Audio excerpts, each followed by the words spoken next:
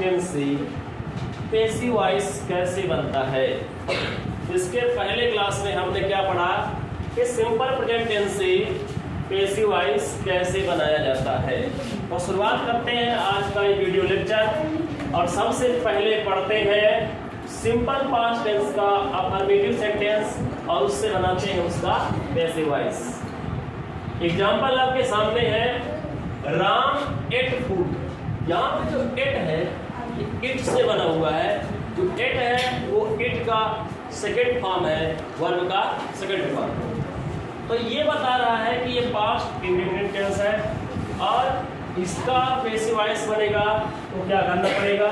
देखो आपको यहाँ पे ये सब्जेक्ट है, वर्ब का सेकंड फॉर्म है, ये ऑब्जेक्ट है और जब इसका पैसिव वॉइस बनेगा तो इसका जो ऑब्जेक्ट होगा पैसिव वॉइस में सब्जेक्ट बन जाएगा। फिर उसका जो हेल्पिंग वर्ब होगा, देखो जो अफर्मेटिव सेंटेंस होती है पास्ट सिंपल टेंस का, उसमें हेल्पिंग वर्ब नहीं दिखता है, नहीं रहता है। लेकिन जैसे नेगेटिव और इंट्रोगेटिव पढ़ेंगे तो आ जाएगा। लेकिन जब इसका पैसिव वॉइस बनेगा तो हम वहाँ हेल्पिंग वर्ब और वर्ब का प्रयोग करेंगे ही करेंगे। ठीक है, इसमें हेल्पिंग वर्ब दिखे या ना दिखे, लेकिन पैसिव वॉइस में हेल्पिंग वर्ब रहेगा ही रहेगा। ठीक, वर्ब का थर्ड फॉर्म रहेगा, फिर बाय रहेगा, फिर सब्जेक्ट रहेगा। तो देखते हैं Ram ate food. Ram ate food, Ram खाना खाया। तो राम क्या खाया? खाना। राम क्या खाया? खाना। खाना। तो जो खाना खाया है वही तो उसका ऑब्जेक्ट है और वही ऑब्जेक्ट इसका क्या होगा? सब्जेक्ट होगा। तो इसका पैसिव वॉइस क्या बन जाएगा? फूड। आप देखो फूड्स तो नहीं है, नहीं है, फूड बस है। तो क्या लगेगा? वॉज। फूड वॉज एट का थर्ड फॉर्म इटेन। ये इट से एट बना और उसके बाद क्या बनेगा? Eaten. Eaten, food was eaten. इसके बाद देखो ऑब्जेक्ट सब्जेक्ट बन गया, हेल्पिंग वर्ब लग गया, वर्ब का थर्ड फॉर्म लग गया। इसके बाद क्या होता है? बाय। और इसके बाद सब्जेक्ट। तो इसका सब्जेक्ट क्या है? राम। तो ये यहाँ जाएगा और नाम है किसी का तो वही रहेगा। अब इसका अर्थ क्या हो जाएगा? अब इसका जो मीनिंग है क्या बोलेगा? खाना खाया गया राम के द्वारा या राम के द्वारा खाना खाया गया। नेक्स्ट एग्जाम्पल देखते हैं। I bought a new computer last week. मैं खरीदा एक नया कंप्यूटर पिछले हफ्ते। मैं इसको ऐसे बोल सकता हूँ, मैं पिछले हफ्ते एक नया कंप्यूटर खरीदा। अब मैंने खरीदा क्या है? एक नया कंप्यूटर। तो मेरा ऑब्जेक्ट क्या है? New computer. यह कंप्यूटर है। तो जो मेरा ऑब्जेक्ट है वही पैसिव वॉइस का सब्जेक्ट होगा। तो यहाँ पे ए न्यू कंप्यूटर क्या हो जाएगा? यहाँ पे क्या हो जाएगा? पैसिव वॉइस में सब्जेक्ट हो जाएगा। तो यहाँ पे हम क्या लिखेंगे? A new computer. ठीक, अरे वो कंप्यूटर्स तो नहीं है, नहीं, तो क्या लगेगा? वॉज। ठीक, तो ये हमारा ऑब्जेक्ट हो गया। इसके बाद हेल्पिंग वर्ब हो गया, इसके बाद वर्ब का थर्ड फॉर्म। तो हमने खरीदा क्या है? हमने किया क्या है? खरीदा है। और खरीदने के लिए क्या होता है? बाय। बाय का सेकंड फॉर्म बॉट और थर्ड फॉर्म भी बॉट होता है। तो क्या हो जाएगा? Was bought. ठीक, इसके बाद क्या होता है? बाय। बाय। ठीक है, अब देखो इस सेंटेंस में कुछ चीज एक्स्ट्रा है। ठीक है, तो इसको चाहे आप बाद में लिख सकते हो या यहीं पे लिख सकते हो, याद रखना। ठीक है, लास्ट वीक जो है ना, इसको भी तो लिखना पड़ेगा ना। तो इसको चाहे आप यहाँ लिखो और चाहे इसके बाद। तो ज्यादा उचित कहाँ होता है? बाय के पहले। तो यहाँ पे क्या लिखेंगे? लास्ट वीक बाय किसके द्वारा? आई है तो मी। अब देखो इसका मीनिंग क्या हो जाएगा? ए न्यू कंप्यूटर, एक नया कंप्यूटर खरीदा गया पिछले हफ्ते मेरे द्वारा। यानी मेरे द्वारा पिछले हफ्ते एक नया कंप्यूटर खरीदा गया। और इसको अगर ऐसे बना देते तो क्या होता? गलत नहीं है, लेकिन गलत नहीं है तो उतना सही भी नहीं है कि इसको इसके बाद लिखना। ठीक है, ये जो अतिरिक्त जो बचता है ऑब्जेक्ट, जो अलग से और बचता है। ठीक है, तो उसको इसके बाद लिखने, जैसे कि any computer was bought by me, मेरे द्वारा। लास्ट ये भी तो गलत नहीं है ना, लेकिन ज्यादा सही ये है। ठीक, देखिए अगला example, he went to America last month, वह गया, वेंट यानी गया, कहाँ गया? अमेरिका। कब गया? लास्ट मंथ, पिछले महीने। तो पिछले महीने अमेरिका गया, तो ये काम तो हो गया है ना, पहले हो गया है। ठीक है, अब ही वेंट टू अमेरिका, वह गया, कहाँ गया? अमेरिका। तो मेरा ऑब्जेक्ट क्या है? अमेरिका। तो मैं यहाँ पे क्या लिखूंगा? अमेरिका। ठीक, अमेरिका तो नहीं है, नहीं है, तो क्या लगेगा? वाज।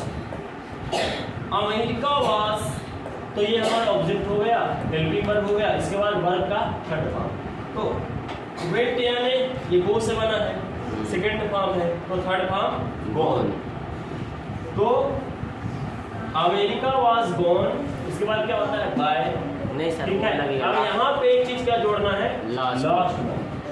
ठीक है, अगर कुछ है तो उसको पहले यहाँ पे जोड़ लीजिए।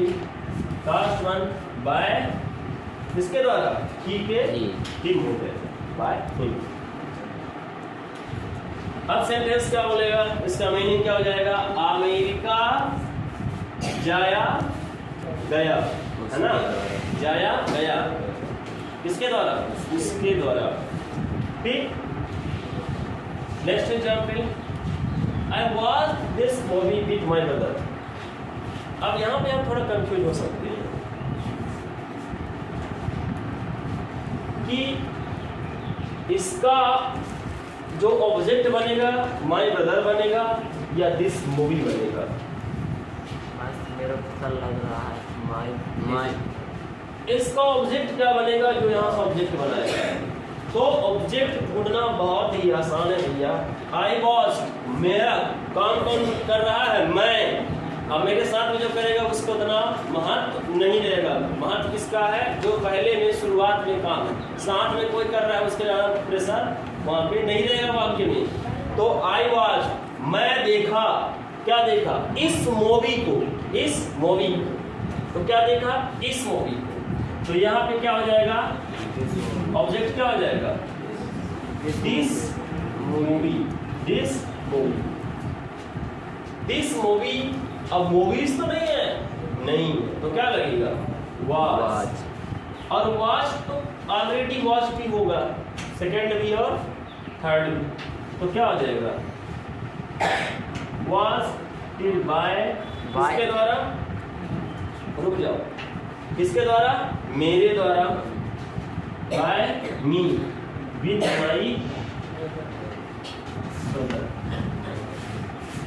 ठीक, अब इसको हम पीछे क्यों लिख रहे हैं? इसका भी कारण समझ। यह मूवी देखा गया मेरे द्वारा, ठीक है, विथ ब्रदर, मेरे भाई के, यहाँ पे माई नहीं लिखा हूं ना, विथ माई, यहाँ पे माई जोड़ना है, विथ माई ब्रदर।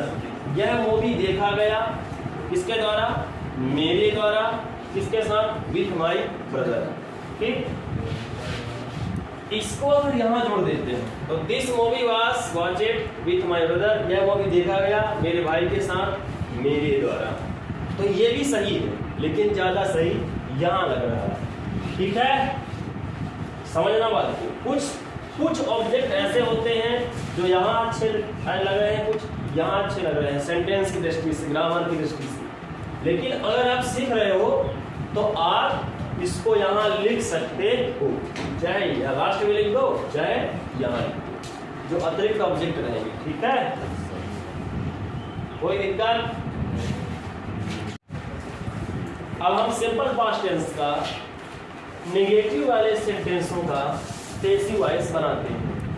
तो कैसे बनेगा? सबसे पहले तो हमको पता होना चाहिए कि जो सिंपल पास्ट टेंस होता है उसका नेगेटिव सेंटेंस में जो स्ट्रक्चर होती है क्या बनती है। तो उसमें क्या होता है? सब्जेक्ट होता है, फिर हेल्पिंग वर्ब होता है, डिड, फिर नॉट, फिर वर्ब का फर्स्ट फॉर्म होता है और ऑब्जेक्ट होता है। जैसे ही डिड नॉट लगता है तो वर्ब का फर्स्ट फॉर्म आ जाता है, अफर्मेटिव से नेगेटिव बनता है।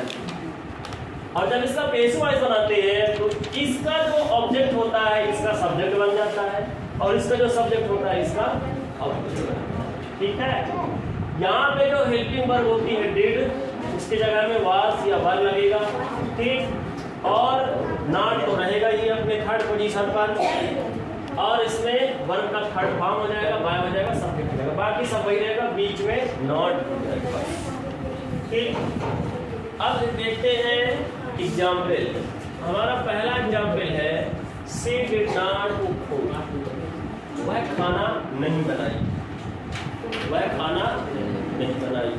अब वह खाना क्यों नहीं बनाई है, उसको तो कोई जानता नहीं है कि वो खाना क्यों नहीं बनाई, लेकिन हमको जो सेंटेंस दिया गया है हम उस पर ध्यान देते हैं कि वह खाना नहीं बनाई, तो हम इसका पेसिव वॉइस कैसे बनाएंगे। ठीक है, इसका पेसिव वॉइस कैसे बनाएंगे। तो सबसे पहले इस सेंटेंस को पढ़िए। ठीक है, और पढ़ने के बाद इसका ऑब्जेक्ट निकालिए। तो वह क्या नहीं बनाई, खाना बनाई, क्या नहीं हुआ है, खाना नहीं बनाई।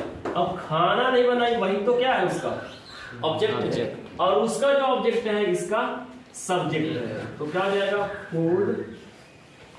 अब फूड के साथ क्या लगेगा, वाज, और नेगेटिव वाला तो नॉट लगा दो, वाज नॉट। इसके बाद क्या होता है, वर्ब का थर्ड फॉर्म, तो कुक का कुकेड। ठीक है, कुक का कुकड या कुकेड, और इसके बाद क्या हो जाएगा, बाय, और इसका सब्जेक्ट क्या है, सी, तो उसका थर्ड हो जाएगा। खाना नहीं बनाई गई उसके द्वारा। ठीक है, खाना नहीं बनाई गई या नहीं बनाया गया उसके द्वारा। Sita did not go to temple, तो सीता नहीं गई कहाँ, टेम्पल। तो टेम्पल ही हमारा क्या है, ऑब्जेक्ट है, और वो इसका सब्जेक्ट होगा। तो इसका पेसिव वॉइस क्या बन जाएगा, temple was not gone by Sita. अब सीता मंदिर नहीं गई, मंदिर नहीं जाया गया या नहीं जाई गई सीता के द्वारा, सीता के द्वारा। ठीक है, अब सीता जब मंदिर नहीं गई तो प्रभु श्री राम ऐसे ही खड़े रह गए, तो सीता तो आई ही नहीं। ठीक है, Rahul didn't come to coaching, Rahul coaching नहीं आया, राहुल कोचिंग नहीं आया। तो राहुल कहाँ नहीं आया, कोचिंग। तो पहले क्या हो जाएगा हमारा ऑब्जेक्ट, क्या हो जाएगा, कोचिंग, और कोचिंग जो होगा इसका सब्जेक्ट हो जाएगा। तो क्या लिखेंगे, coaching was not come came come, come came come. Coaching was not come by Rahul. Coaching नहीं आया गया राहुल के द्वारा, राहुल के द्वारा कोचिंग नहीं आया गया।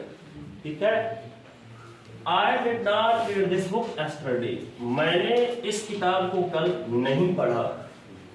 मैंने या मैं कल इस किताब को नहीं पढ़ा। ठीक, तो मैंने क्या नहीं पढ़ा, इस किताब को। क्या नहीं पढ़ा, इस किताब को।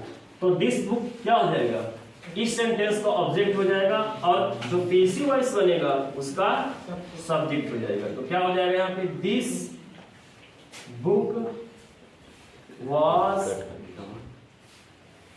not, क्योंकि निगेटिव सेंस में है।